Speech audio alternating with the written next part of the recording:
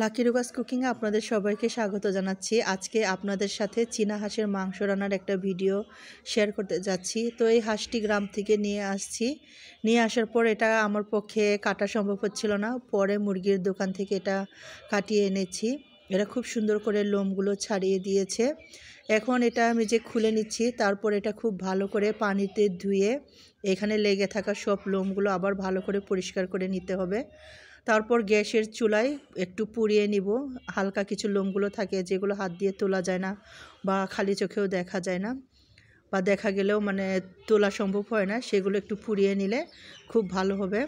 তো এটা একটু সময় নিয়ে বেছে ভালো করে কেটে টুকরো করে ধুয়ে নিয়েছি। তো টুকরোগুলো আমি একটু বড় করে নিয়েছি, ছোট করেও কাটা সম্ভব হচ্ছিল না কারণ বেশ শক্ত ছিল হাঁসটা।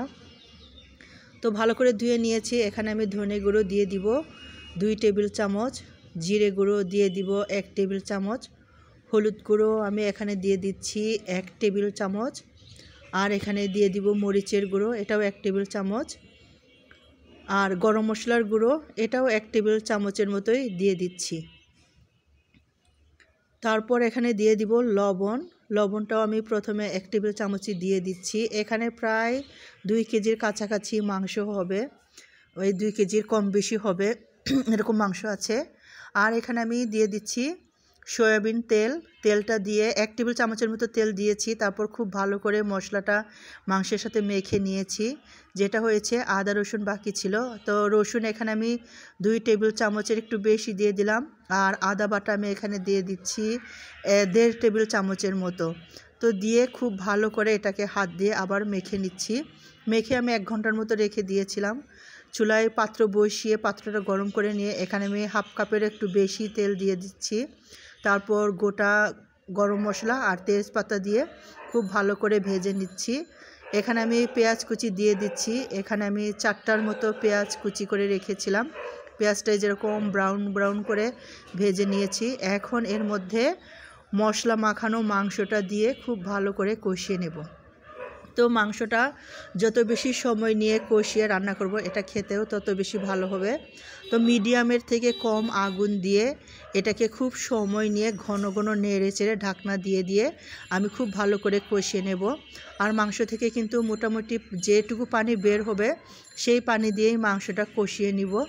আগুনটা বেশি বাড়িয়ে দিলে কিন্তু হবে না, তাই এটাকে একদম মিডিয়ামের থেকেও কম আগুন দিয়ে ঢাকনা দিয়ে ঘন ঘন নেড়ে চেড়ে কষিয়ে কষিয়ে রান্না করতে হবে। তো এই যে ঢাকনা দিয়ে রেখেছি বেশ কিছুক্ষণ, মাঝে একবার নাড়াচাড়া করেছিলাম, সেটা দেখানো হয়নি। তো দ্বিতীয়বার আবার ঢাকনা খুলে নাড়াচাড়া করতে আসছি। এখন এই যে আপনাদের সাথে একটু শেয়ার করছি নাড়াচাড়াটা। অল্প করে তেল কিন্তু উপরে উঠে চলে আসছে। এটা আমি আরও কষিয়ে নেব। আরও এখান থেকে মাংস থেকে আরও কিছু পানি বের হবে। মাংসটা ধোয়ার সময় আমি বেশ ভালো চিপে চিপে মাংসটা ধুয়েছি, সেজন্য অতটা পানিও বের হবে না এখান থেকে। আর হাঁস থেকে একটা গন্ধ বের হয়, কিন্তু আজকের এই রান্নাটা আপনারা যদি করেন এইভাবে তাহলে অবশ্যই এটা গন্ধ করবে না। আর গন্ধ হওয়ার আরেকটা যেটা কারণ থাকে হাঁসের মাংসে বা মুরগির মাংসেও কিন্তু এটা হয়ে থাকে, হাঁস বা মুরগি যেখান দিয়ে মলমূত্র ত্যাগ করে সেই অংশটা যদি খুব ভালো করে পরিষ্কার করে কেটে ফেলে দেওয়া না হয় আর সেখানে কিছু অংশ থাকে সেটা যদি ফেলে না দেওয়া হয় তাহলে গন্ধ করে। তার যারা একদমই গন্ধ সহ্য করতে পারবেন না তাহলে অবশ্যই হাঁসের সেই অংশটা বাদ দিয়ে রান্না করবেন, তাহলে মাংসে কোনো গন্ধই থাকবে না। এটা কিন্তু একটা সিক্রেট। তো দেখতে পাচ্ছেন খুব ভালো করে ঢেকে অল্প সময় বেশ কিছু সময় নিয়ে এটাকে কিন্তু আমি কষিয়ে কষিয়ে রান্না করছি। সময় নিয়ে কষানোর ফলে সুন্দর একটা কালারটাও কিন্তু চলে আসছে। লবণটা মনে হচ্ছে যে একটু কম হয়েছে, তাই আমি আবার 1 চামচের মতো লবণ এখানে দিয়ে দিলাম।